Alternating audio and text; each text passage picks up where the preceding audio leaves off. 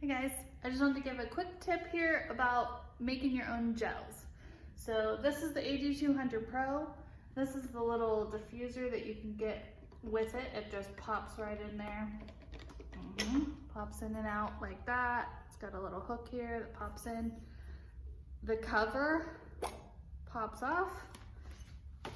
And there are two plastic sleeves in there inside this ring for a double diffused little softbox thing.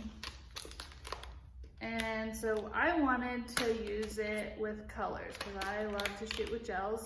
I couldn't find any gels online that go on this, so I just needed to make my own. So I found a pack of colored plastic, which you can get probably at any craft store. I know you can get them on Amazon, but there's just like sheets of this plastic. And then I used it as a template, cut out a bunch of circles. I popped one of the plastic sleeves out of there, left one frosted one in, and then just added my color to it. Pop it back on. And there you go. Now it has a gel in it.